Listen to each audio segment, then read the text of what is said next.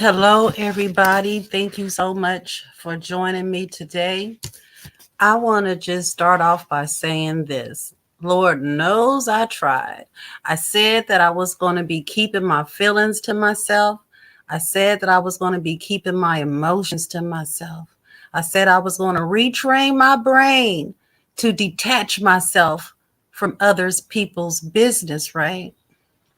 And I've been doing good at it. Actually, I've been feeling a lot better. I haven't been feeling as stressed or whatever. So still working on a couple of things. But again, I run across this story and it's about a 41 year old lady who's missing in South Carolina. And her boyfriend is now a person of interest. To me, they took way too long. He should have been a person of interest immediately, and he was not. But that's just the way that it went. So what I'm going to do is I'm going to show you exactly what I'm talking about. Where in the hell is 41-year-old Deidre Reed of Pageland, South Carolina? Let's talk about it. She was last seen with her little raggedy boyfriend. Welcome to the Andy Show.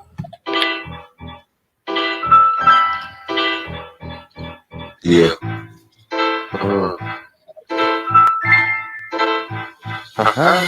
Everybody, welcome to the Sandy Show. We got news, gossip, and a whole lot more. Make sure you hit the like, subscribing button at the door so you can get your drinks and popcorn and enjoy the show. Sit back, relax, and watch the queen speak her mind. She about to go live, so it's about that time. She always speak the truth, never drop no lies. And she always high, bitch, look in the eye. So, like I said before, hit the like, subscribe, and at the door. And if you're a hater, keep that shit on the low. I know y'all been waiting a long time, so here we go. So let me introduce y'all to Miss Andy Show. Hello, everybody, and thank you for joining me. I'm telling you what, I am on fire today. We see these stories all the time, and normally, it's a child, and it's so heartbreaking. Children are missing. People are missing in general. And I say that because this woman on my screen is 41 years old. Family hasn't seen her since September. Let's get into it. Deidre Reed of Pageland has been missing since September 3rd, and family members searching for answers into where she could be. Their lives are never going to be the same, her brother James Reed said. They'll never hear their mom tell them she loves them, not unless we can find her, and we don't know where she is right now. James said his sister left home that day to take her ex-boyfriend, Emmanuel Bedford, to the Charlotte bus station. Bedford, who is the father of Deidre Reed's 7-year-old son, was named a person of interest Thursday night. This was not immediately, I want you guys to know, this was not done the day that she disappeared, okay? Family members said her 2004 Chevy Tahoe got to the bus station, but she didn't return to Pageland. They confirmed they did receive surveillance from the Charlotte Greyhound bus station, and they did state Emmanuel went into the station, canceled his ticket, and then came out getting into the SUV with my sister and then pulling off. This is what her brother said. I'm curious to know when he says that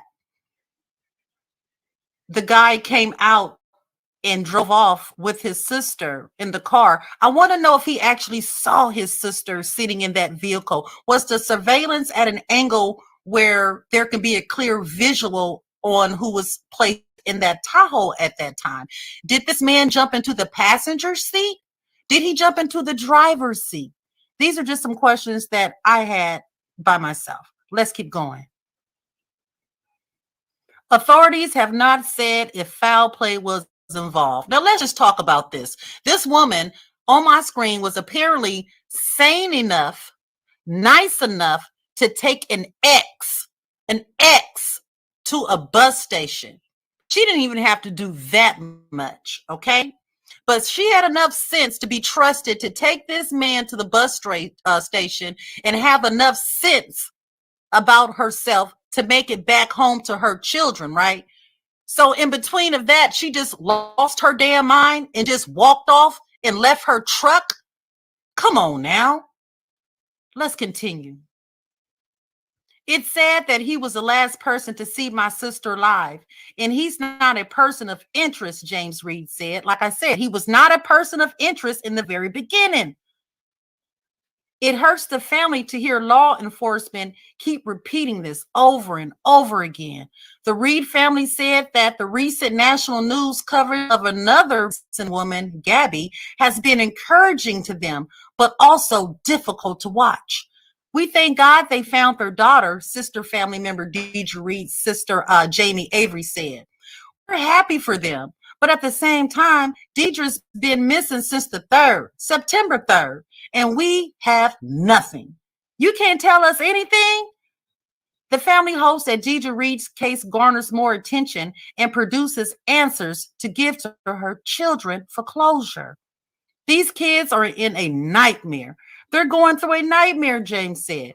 James Reed said Friday that he was grateful investigators are focused on Bedford.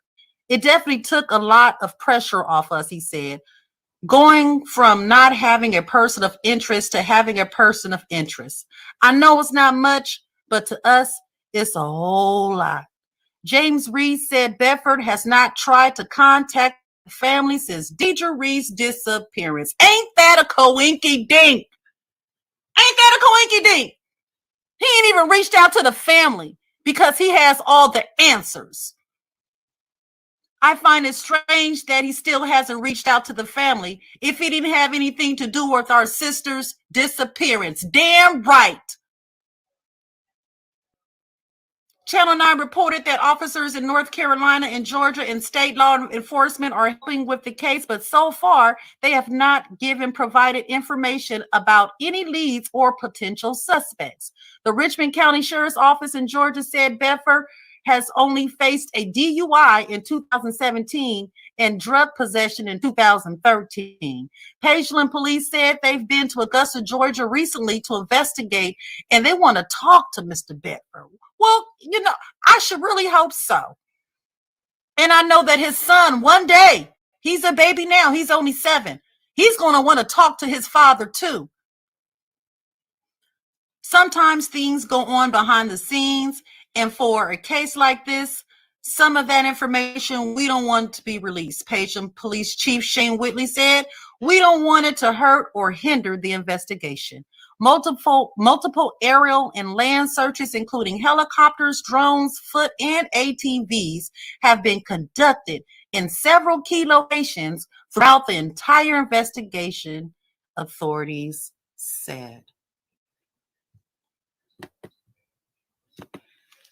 This is absolutely terrible.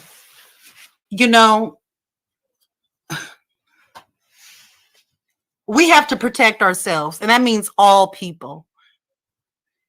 This was an ex-boyfriend of this young lady's. He was an ex for a reason. You know what I'm saying? You know, there was an old saying, I can't remember who used to say it, but when a person would date someone, man or woman, and then they would break up, and then they would go back and date them. I'm trying to remember who said it, but they used to say that's like licking up your own vomit, right? So in any event, this lady, as nice as she is, agreed to even take his behind somewhere. Okay? We have to be careful of who we align ourselves with. This young lady obviously had some type of inkling. That's why he was an ex. Women, men too, because there are crazy women out here that do just as wild stuff as these men do. Protect yourselves. Like I always say, you never know when it's the last time that you're going to talk to somebody. Do you think when this woman walked out of her door that her family didn't think that she was going to ever be seen? At least for this long. Hopefully she's found. I really do hope she's found. But I just cannot see this woman who was trusted enough mentally, you know, she was stable to drive someone to a bus station and find her way home. How did she come up missing in between that? This lady has children. I'm certainly going to be keeping up with this case, and I'll keep you guys updated. This is truly, truly disgusting. It's just sad all the way around the board. It really is. Love on your people.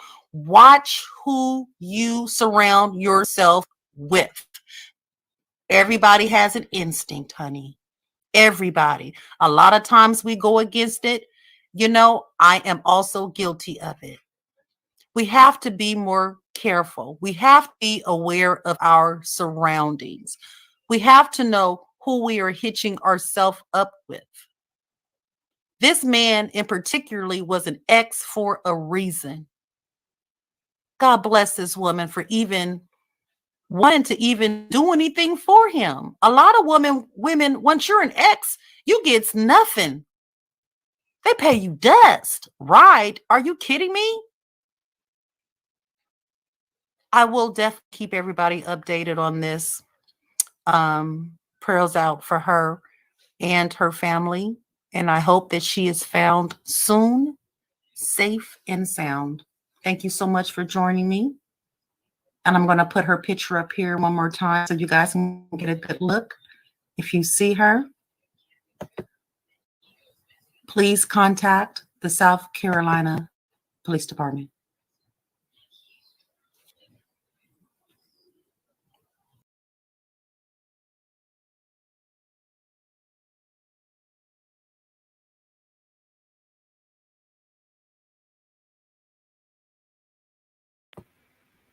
Hello, everybody. Yes, Miss Beverly. Funny thing, you mentioned energy, and that's very true. You know, I had a couple of my relatives. I remember as a little girl, we would go certain places, and we would be out shopping or whatever, and they would always say that they didn't like the energy somewhere. And as a child, I really didn't understand what that meant. As I got older, I realized exactly what they mean. There really is energy out here, and it could be good, it could be bad. And as far as this young lady, you know, nobody ever wants anything to happen to them, and we don't ever want anything to happen to our loved ones. But I could not imagine something happening, and not only that, it's at the hands of somebody who I either, you know, once dated, had children with, you know, something like this. And I know that it happens. I mean, we see it all the time. We read the stories. It's so many of them that, you know, we just, you know, it's one after the next. And not all of them get the publicity that is deserving, and they all deserve publicity. A lot of people fall through the cracks. I looked it up, and it said something like it was 600,000 missing people in America as of 2019, and out of those, allegedly 4,400 would be found deceased, and that's sad. And that's scary, knowing that there are people that walk the streets, you know, and I know so many women have their own testimony. Here in this community, it's sad. So, like I said, I do think it's unfortunate that it took, you know, all this time. The boyfriend was not an immediate suspect. He had arranged to go somewhere.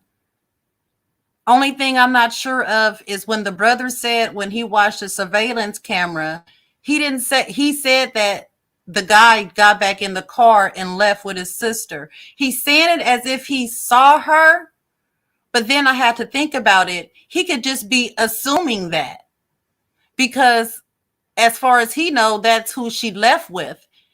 And if I'm going to assume that, I'm also going to have to assume that he got into the passenger seat. So it really be interesting to know a little bit a little bit more about that surveillance. So anyway, yes, prayers for her for this young lady, her children, her family. And you know what else is striking? I mean, for me, and I really try not to be judgmental. I've been working on it for years. I truly, truly, truly have. I understand that people come from different walks of life and, you know, from all over the world, especially since I've been on the internet. I mean, you really get a dose of, you know, whole different, you know, styles, cultures, you know, everything. But I cannot believe I forgot what I was getting ready to say. It's the Cali Bud.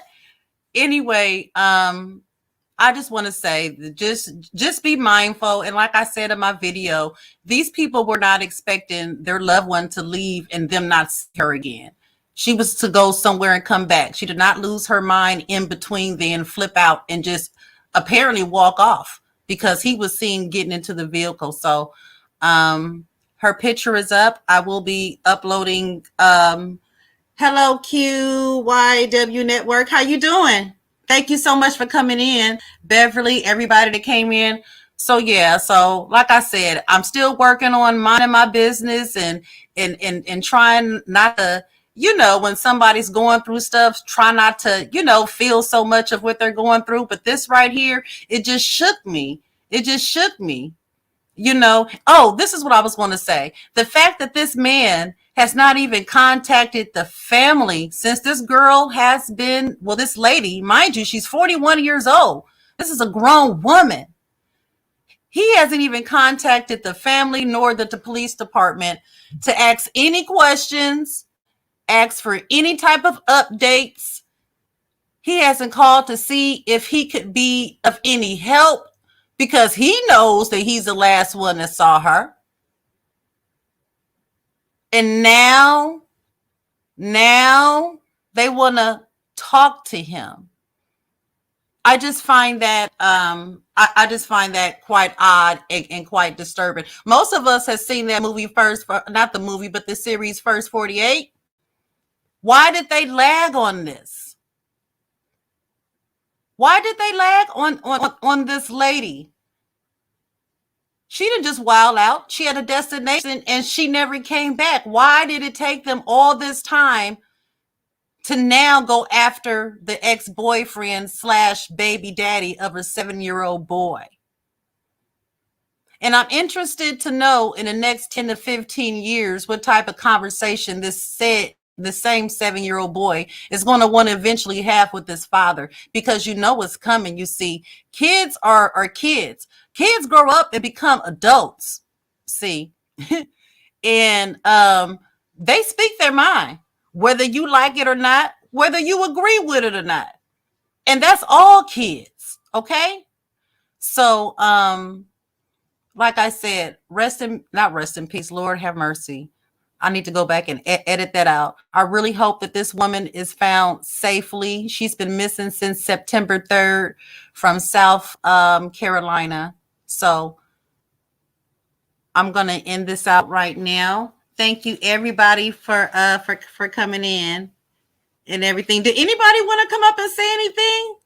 I'm sorry. I'm real bad at that. I say that, and then I do all the talking and then don't ask anybody if they have anything to say. So that's not my intention. I don't just get up here just to run my mouth.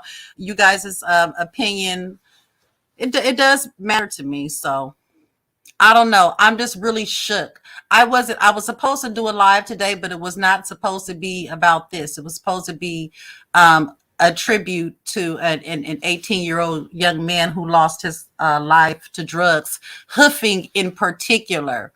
So you got to know the signs of hoofing. It's a little cheap thing that, and it's not just the kids. Adults are doing it. It could be done with whiteout. It could be done with markers, but in particularly, people like to do it with the computer keyboard cleaners. And what they use is, most of them use something called, I think it's called Dust Out. And it comes in an aerosol can, and it has a little straw, a little red straw that you stick to the nozzle so that you can get, directly in between your keys. This is also something where I live, you have to have an ID to buy. It didn't used to be like that, but once they saw the people, dropping dead and having brain damage, they tried to put some type of stipulation to it. So what they ended up doing was, like I said, you have to buy it. You have to have an ID to buy it. I just want to say this regarding that, because I did speak on this, I think a couple of years ago when it first happened, or I may have said something last year. But in that live, I was very angry with his mother. And I was angry with his mother because she was the reason, and this is no alleged, she was the reason her son was addicted. And I had known this boy. He passed away, just turned 18. I had known this young man since he was approximately 7 or 8 years old. And for whatever reason, he had taken a liking to me. And so when I moved to the city, I'll go ahead and tell the truth. I was looking for some weed. God damn it. You get to a new city, you're trying to see where the bud is. So I found out where it was. It was, I don't know, maybe a mile or so from my house. And it was like a little, I don't know if they was projects or what. I mean, it was one street with little, the apartments looked like little army huts or whatever. So it was one street. And like I said, it was just full of those houses, right? So I ended up meeting a girl. Anyway, so I met her, but this little boy came out that day and just wrapped his arms around my leg. I didn't know who he was. And it scared me for a couple of reasons. Number one, I wasn't expecting it. Number two, I'm looking for his parents because I want them to think, I'm doing something to their kid or something, right? So his mother came out, and her name is Teresa. And, she and I talked or whatever. So ever since that day, when I would go, I wasn't getting the weed from there. I was getting the weed from next door. But I ended up, talking and, knowing some of the people on the street, specifically about, I don't know. And to be honest, it was like only 4 people on the whole block. And so, we would see each other in the store or whatnot, or when I came around there to go get my bud. So I know that even as a child, this young man was very sensitive. He liked nature and animals. And I just want to say this, and I don't know if it's a parent out there that need to hear this, but I need you to hear me clearly and pay attention to what I'm finna say. Okay? And put a pillow on your lap so when your jaw drop, you don't break it on the floor. The very first time that I found out that this boy had done any type of drug, he was approximately 10 years old. And this information came from his mother directly to me. And she talked to me a lot about him because he always would listen to me. I don't know what it was. He respected me, right? And so the neighborhood had been getting on his mother because, like I said, she had her own drug thing. So the neighborhood had been getting on his mother about leaving him at the house, while she go kick it with her boyfriend and stuff. And she also had a daughter, but she was kind of older, so she was able to roam around by herself. But Brandon, he was younger, right? So at first what she did, she bought him turtles, she bought him rabbits, she bought him chickens, she bought him birds, she bought him fish, whatever you name, this boy had. And he genuinely tried to care for them. He loved them, but she gave him all that to keep him occupied while she did what she did. So she finally caved in. Hey, sweet pea baby. So she finally caved in, right, to the neighborhood about leaving her son at home and stuff. So she took him with her to her boyfriend's house. Now pay attention. So when they got to the boyfriend's house, his daughter was there.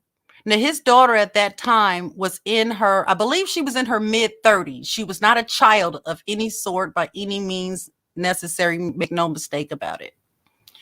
So Teresa went to the house, with her son. She went into the bedroom with her boyfriend. This is what she's telling me. This is not alleged. This is not hearsay. This is facts. She called me on my phone. Okay. And I'm thinking now she probably only told me because she felt he was going to tell me. When I tell you that boy was stuck to me, that boy was stuck to me. Okay. So anyway, so she went into the room with her dude and left her son in the living room with this man's daughter, who, like I said, is 30-something years old. So she proceeds to tell me through tears through the phone. She said that the lady, and I can't remember her name, and I wish I could, because I have no problems calling her ass out.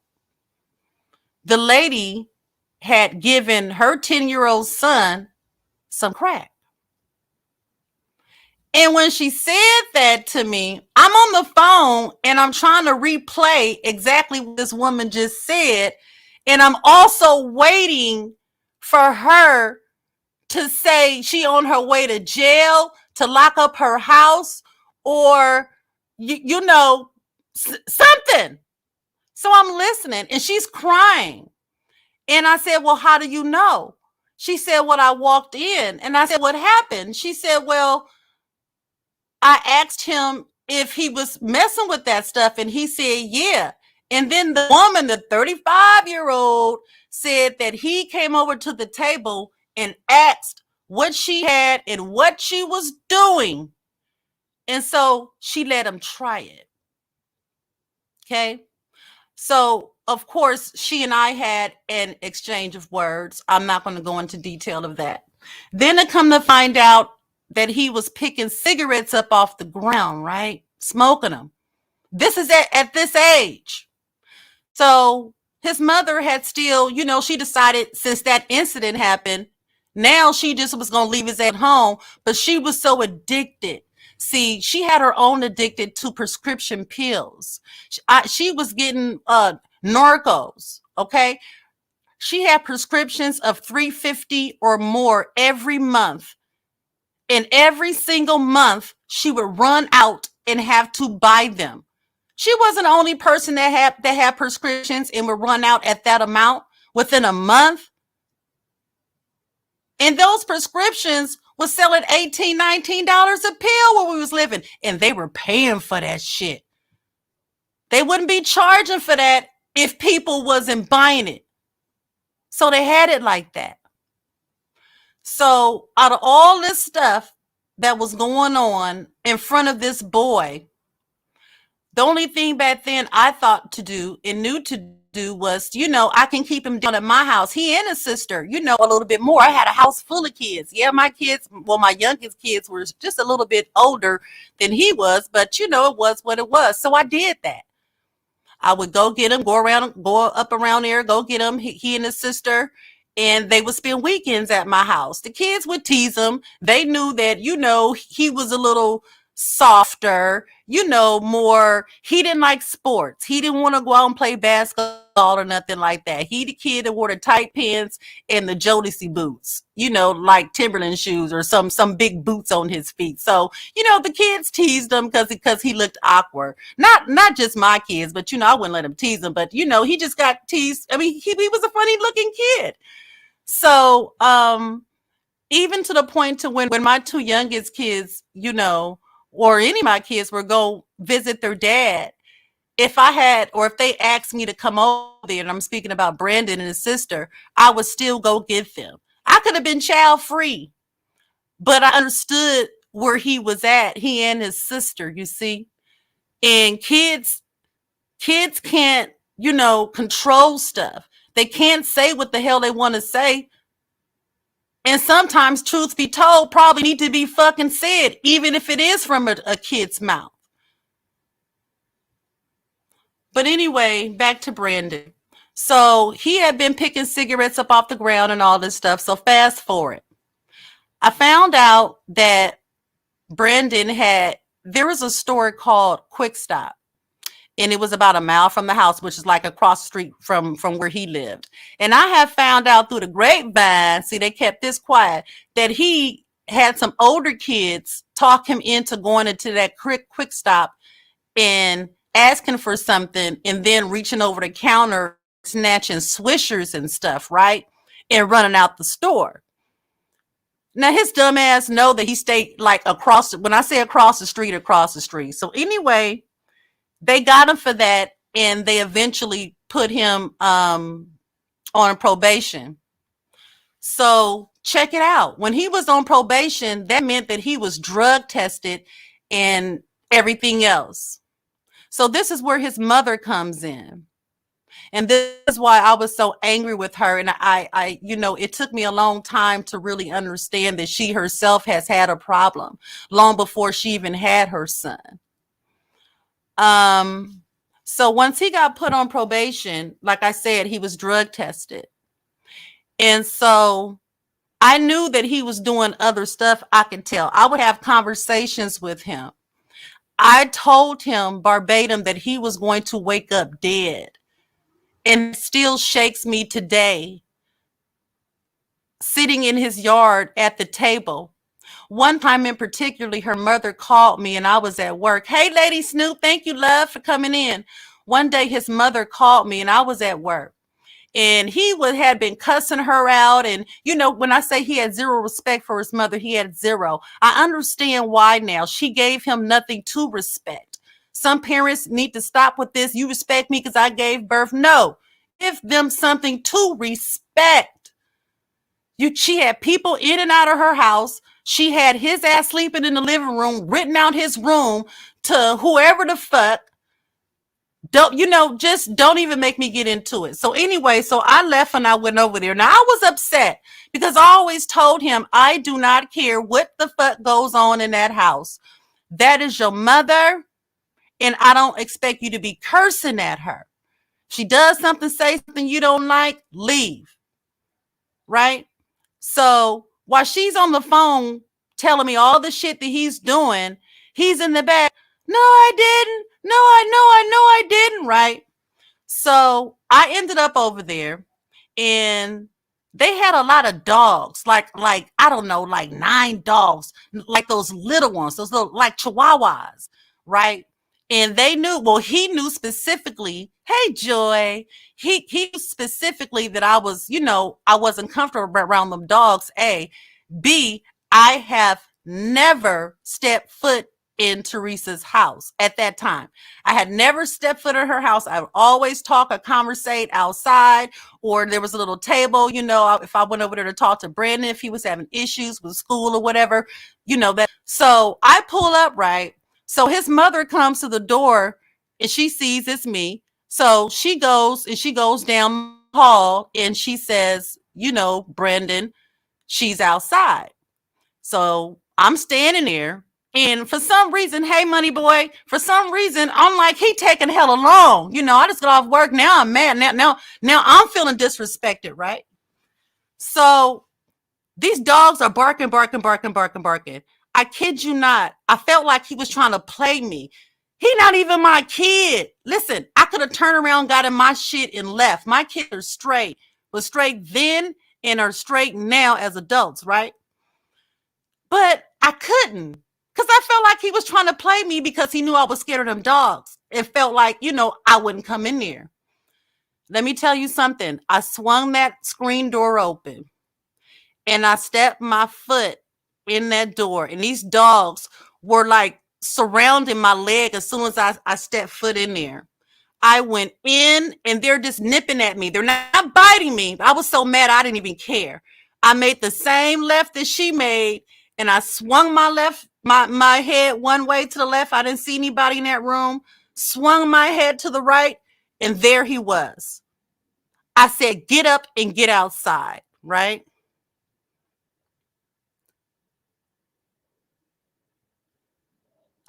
Please, wrenches, take care of that. Thank you. So I told him to meet me outside in the backyard. So I'm outside, I'm standing up, and there was a couple of chairs out there. And so he comes outside and he's holding a cup, a pair of scissors, a marker. I mean, just shit that don't even go together. Shit don't even make sense, right? And so I think that pissed me off too. So when he came outside, and I turned in a way to where his body turned, which then positioned him in front of a chair. And so I asked him, what was going on and why didn't he do what he and I had agreed on? And he was mumbling something. And I said, you know where you're going? I said, you on this stuff. I said, you're going to die or you're going to end up in jail, right? So when I said that, I snatched the cup out of his hand and I threw it across the yard, snatched markers, snatched the scissors, and I shoved him in his chest. And when I shoved him, he fell in a chair. Soon as his ass hit the chair, I had him by the collar and I snatched him up. And I said, get up. Before he can get his balance, I pushed him back down in the chair. I said, sit your ass down. I said, is this what you want the rest of your damn life to be? Somebody telling you what the hell to do? I said, you're going down the wrong path. This was just before he was finna turn 18. I went down to the probation officer, the office, with a letter from his mother trying to get him in my custody. Because, see, he understood I wasn't going to play those games your mom playing. What are you talking about? Boy, please. My kids know you will get jumped. 5 kids in here. You try to pull some shit in here and see what happened type stuff. It's boot camp. What do you mean? Right? Hey, should.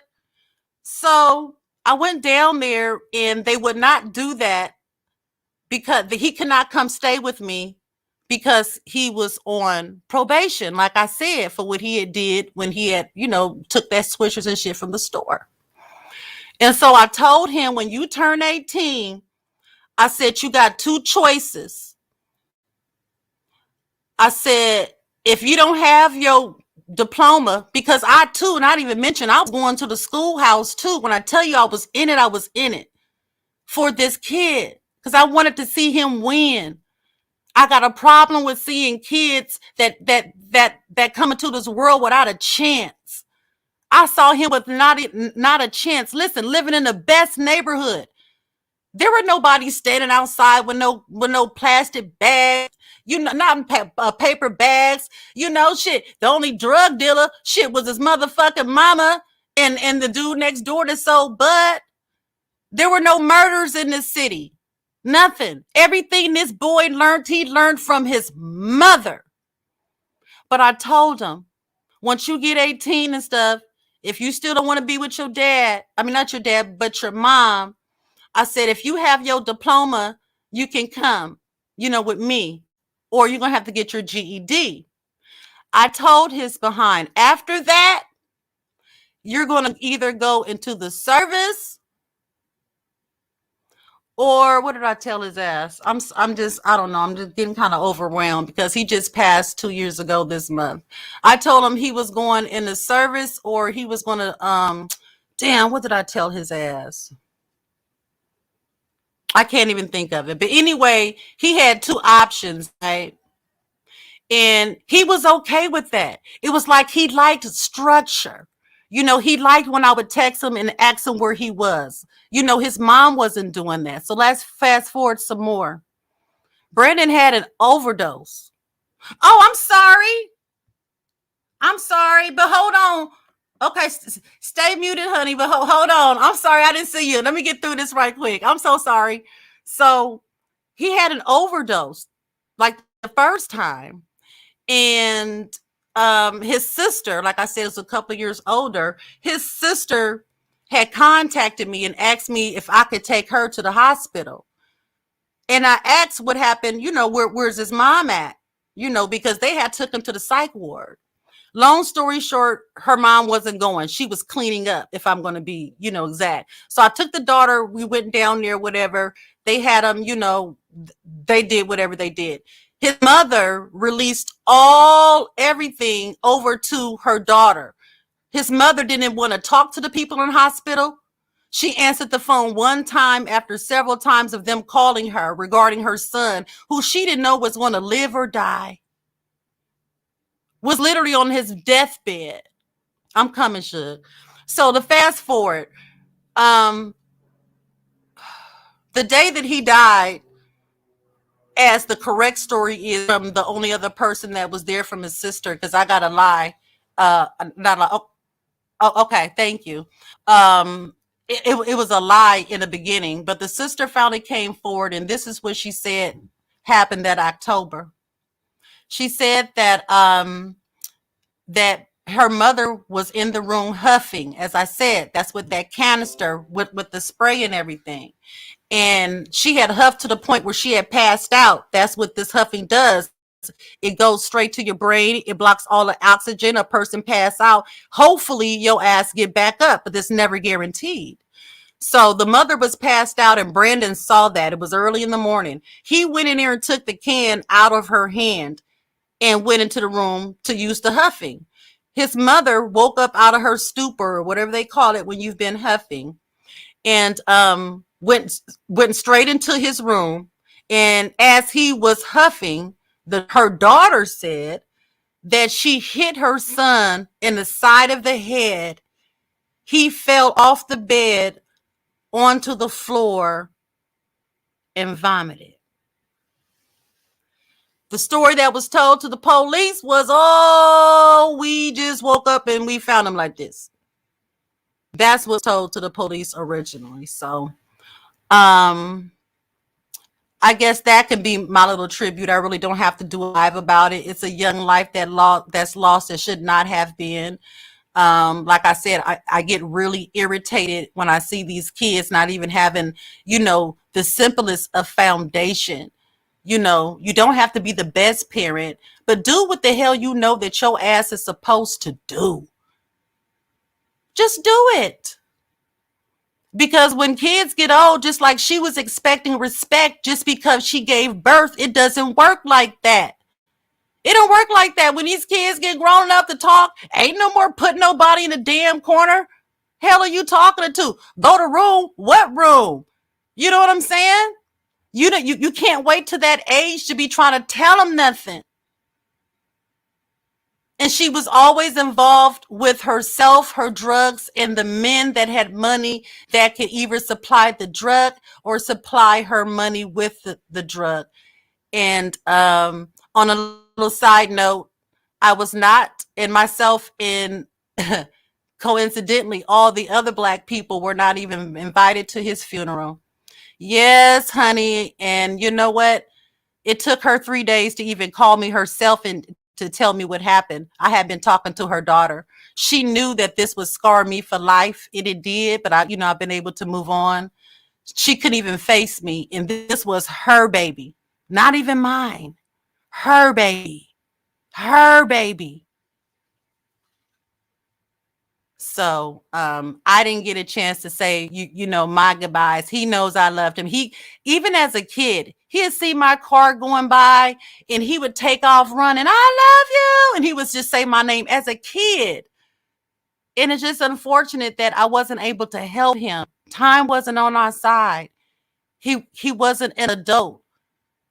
Oh, I know what it was. I told him he was going in the service or his ass was going to Job Corps. That's what the hell I told his ass. He was going to get a trade somewhere. He was going to stay clean. And he liked that. I believe he really tried to, but per his environment,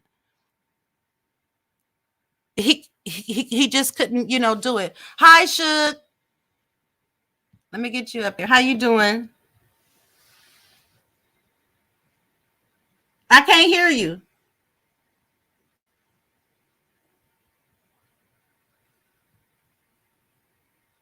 Okay, he'll come back up. Let me drop it again. Hi, Too Bless. How you doing? I just, you know what, this wasn't even supposed to go into all this. I was talking about a missing young lady in South Carolina. Then I started talking about the live I was supposed to do today. And so I just thought I'll just, talk about that too. And like I said, we got to pay attention. If you feel like you can help somebody, help somebody. It doesn't always have to be monetary. Sometimes it is. I get that too. But especially with these young people, all my kids were grown. I was still willing to try to do something with this young man who I knew had so much talent. He was very talented. He could have did whatever he wanted to do. He could not shake the drugs.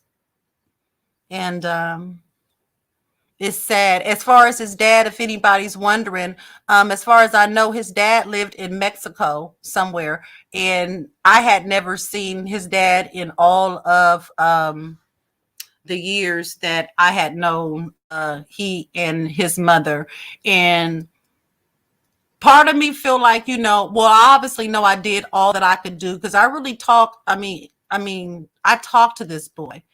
He was so proud his sister had a little boy. And so he was an uncle, right? And I said, tell him, you so proud of this baby. How is he going to be proud of you if you're doing what you're doing? I said, what are you going to tell the kids when he get in kindergarten? His uncle a junkie? Listen, I never sugarcoated shit with him. I told him he would wake up dead. Did I want that to happen? No.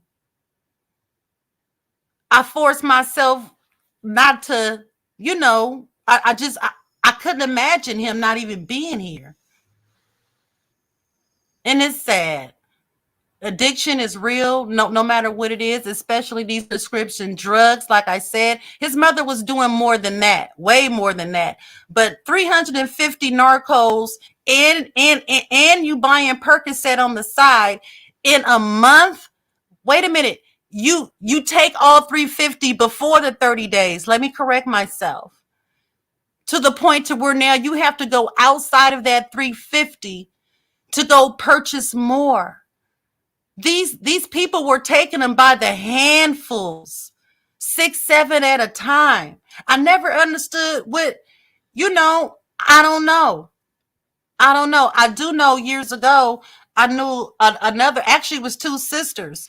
And I might as well go ahead and say this too. You all out here with these pill problems, baby, get you some help. Because this right here is a true story too. This is true.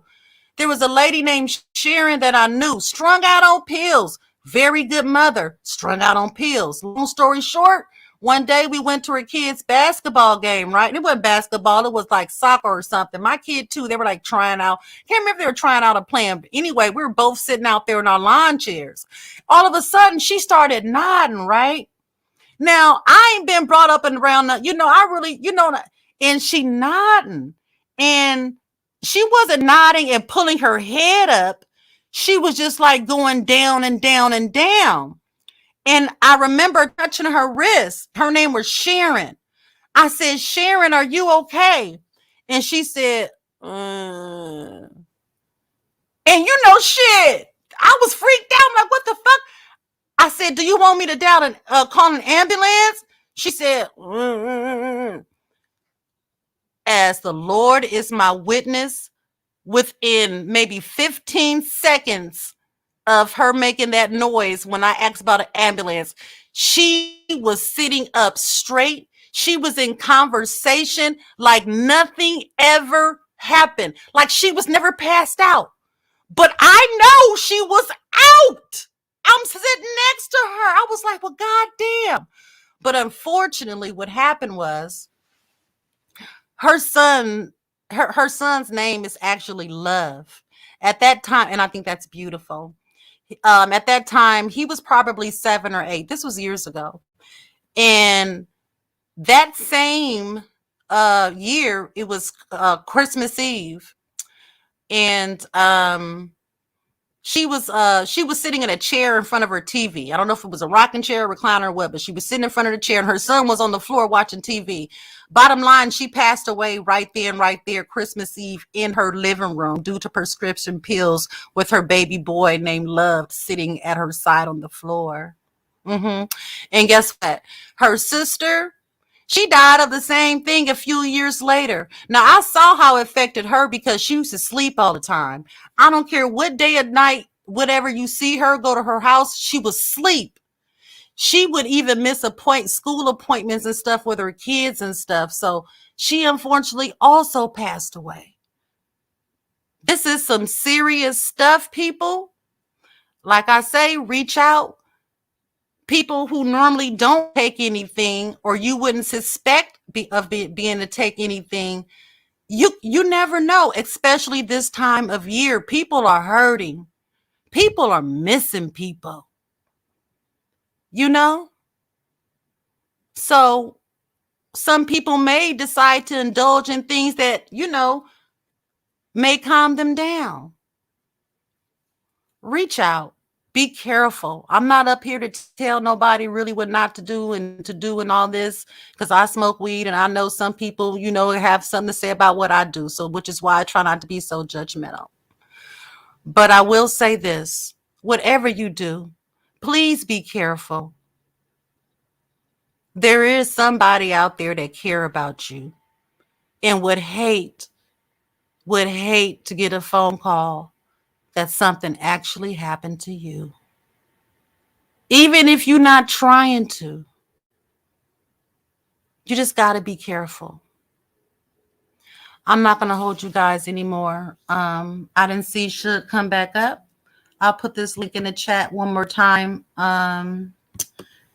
in case anybody, did it go up? Yeah, in case anybody would like to come up.